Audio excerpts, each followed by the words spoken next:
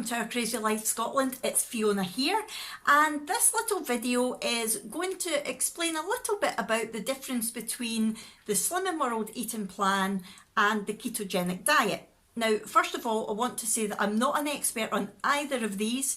The Slimming World plan has been my go-to diet on and off for about the last 15 years, so I've got a lot of personal experience with it, but I've never trained as a consultant or anything like that, so I might get some bits wrong, okay? And also the ketogenic diet is very new to me. I did it about a year or so ago for weight loss, but I was doing lazy keto and it didn't really work very well, and I've only been doing it a week now to see if I can get it to reduce my chronic pain.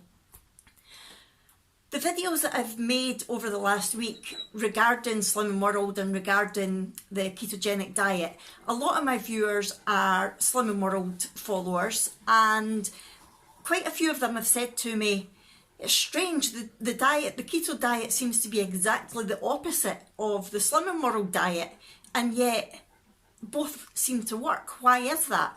So I thought I would just give you a little explanation as to how the different diets work and why both can get results, but similarly why you can fail on both as well. So here we go. I apologise if you hear heavy breathing in the background. It's not me, it's my dog. Hello Rana. Hello. No show without punch. He always has to get in a video somewhere. Right. So first of all, let's have a look at the traditional food pyramid in the UK, and I'll pop it up on the screen while I'm talking to you. In fact, I'll move over a wee bit. I'll move over here so that there's room for me to put the food pyramid up here. Right, so in the UK, the food pyramid is basically what Slimming World is based on. So at the bottom of it, that shows you the food that you should eat most of, and at the top, that's the food that you should eat the least of. So at the bottom of the food pyramid, you have your fruit and veg.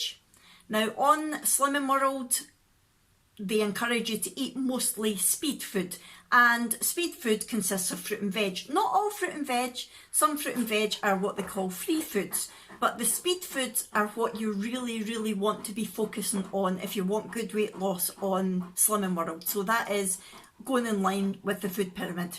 The next level up on the food pyramid looks at your potatoes, pasta, rice, carbs like that. So after your speed food, the majority of what you're eating is free food, your carbs, okay? Within the carbs layer, they're including the wholemeal breads and cereals. Whereas on Slimming World, they look at those as healthy extras. So that's a healthy extra B, of which you're allowed one measured portion a day. So although the food pyramid has that in with the carbs, Slimming World don't look at your bread and your cereal as a free food, that's a healthy extra.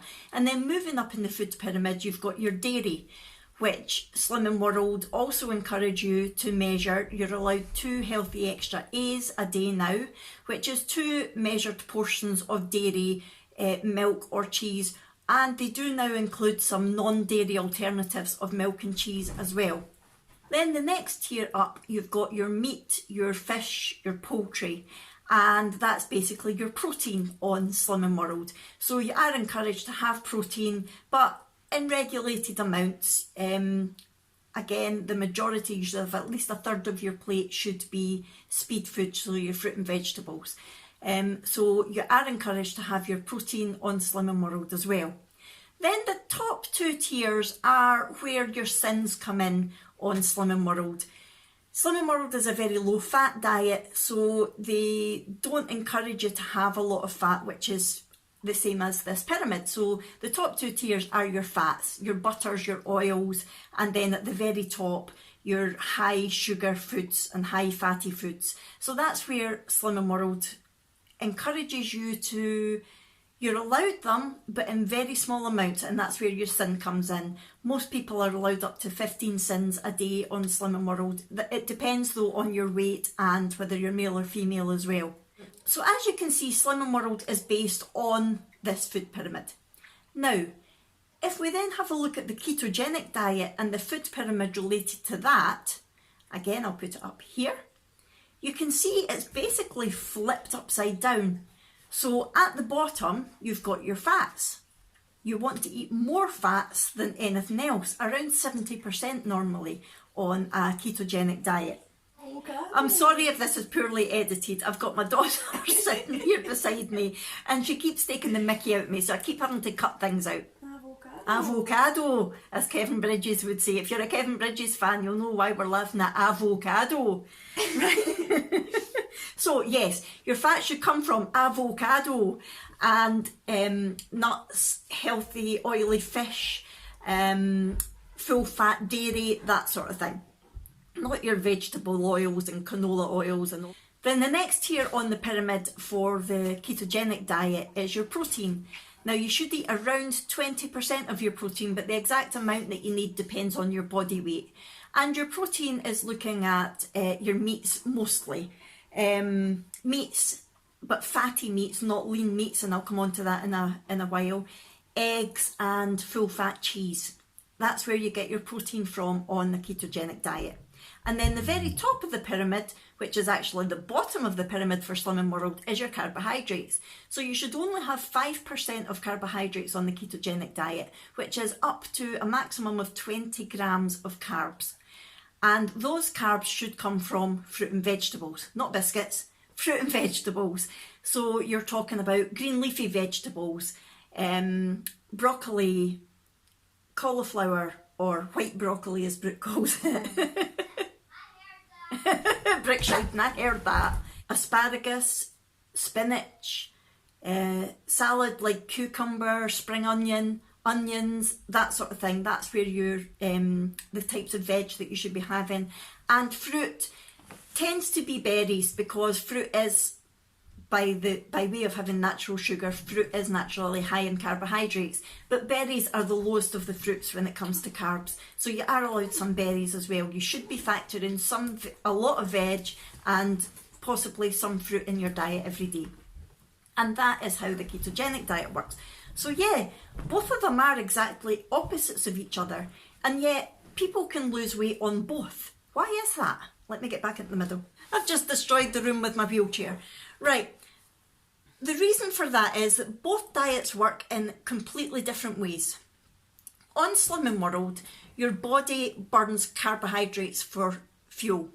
So the carbs that you put into your body turn into glucose, which is then used for fuel. It's also a low-fat diet as well, so you've got your carbs, but you've not got a lot of fat. Your body is relying on burning the carbs rather than the fat. There is also an element of calorie counting within Slimming World, although you don't actually count your foods, so count your calories. The way that the plan is designed, you would naturally be eating a lot of lower calorie, higher nutritionally dense foods. So you're getting a lot of good nutrition from fewer calories. So if you follow the plan right, you shouldn't be eating too many calories. But I will come on to where you can go wrong with Slimming World in a little while. So Slimming World is a carb burning diet, whereas the ketogenic diet is a fat burning diet.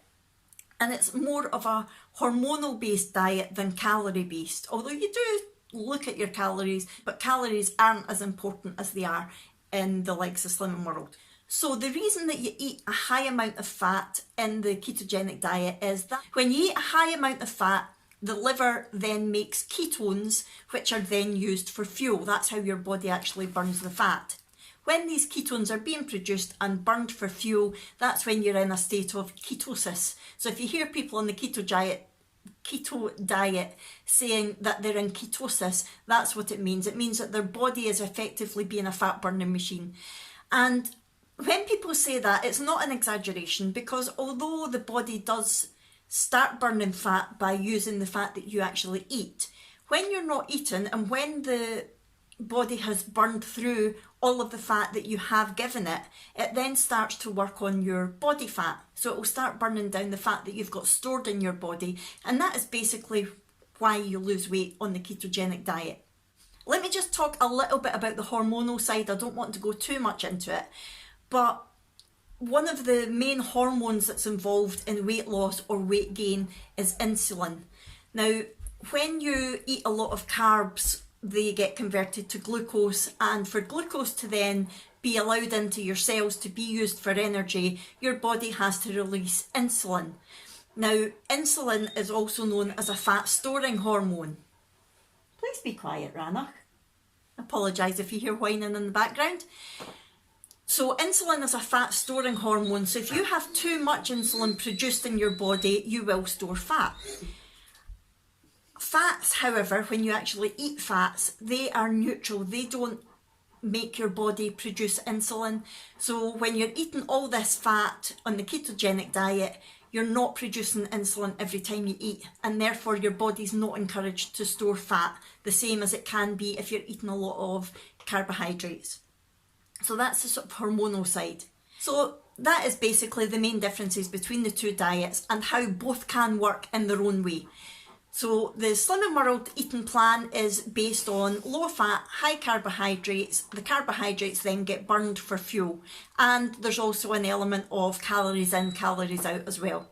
However, the ketogenic diet is based on eating fat to burn fat. Your body goes into ketosis and then starts burning the fat that you've got stored on your body, and that's how you lose weight.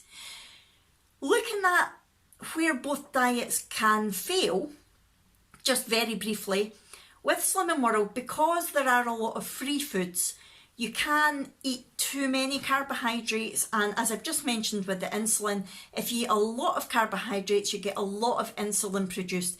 Now, especially one of the things with eating carbs is you can be hungry again quite soon afterwards. So because there's a lot of free foods on Slim and World, you'll go and you'll eat some more, which is fine according to the Slim and World plan. However, every time you're eating carbohydrates, your insulin levels spike right up and your body is encouraged to store fat.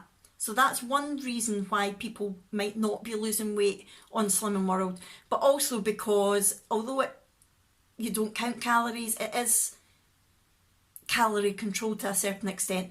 If you eat too much free food, you will eat too many calories and you will end up putting weight on. Slim and World is a great diet for losing weight if the plan is worked exactly as it should be. So if you're eating exactly the right amount of speed food compared to free food, compared to healthy extras, compared to sins, you need to get it all right to be able to get the best benefits out of the diet. Now, where you can go wrong with the ketogenic diet is if you accidentally eat too many carbs, even if it's just from fruit, you might not be cheating and having chocolate. You might just have too much fruit or a veg that's too high in carbs, like your starchy veggies. And once your carbohydrate level gets too high, it will stop ketosis. The ketosis will just stop. Your liver's no longer making ketones, and your body then starts to burn the carbs that you've got again rather than the fat, because your body is a bit like me and it's lazy. It takes the easiest fuel source possible, and it's a lot easier for it to burn carbs than it is to burn fat.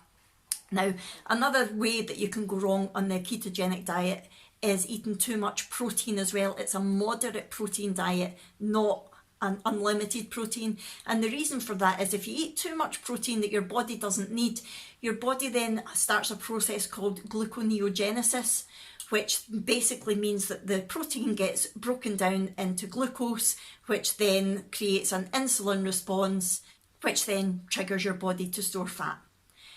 Also, the reason that I mentioned earlier that the protein that you should have should be fatty protein. So although on Slim and World you're encouraged to eat 5% fat mince, on the ketogenic diet you should be eating the highest fat mince that you can get, because again, lean proteins are more likely to trigger an insulin response than fatty proteins.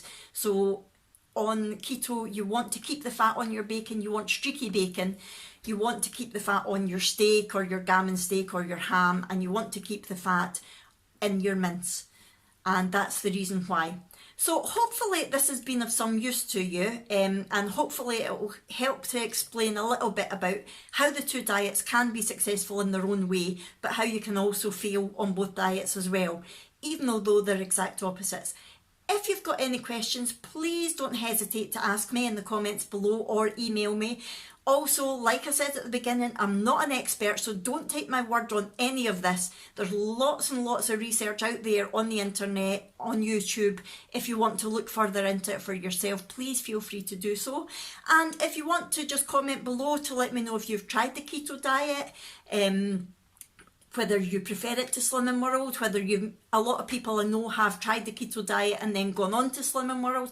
Just talk to me. I like hearing from you and I will always reply to you. Stop laughing at me, Abby. Abby says I sound lonely. Please talk to me. No, I do like hearing from you because I love getting other people's opinions and hints and tips as well. So thank you very much for watching this video. If you've not already subscribed, please do so.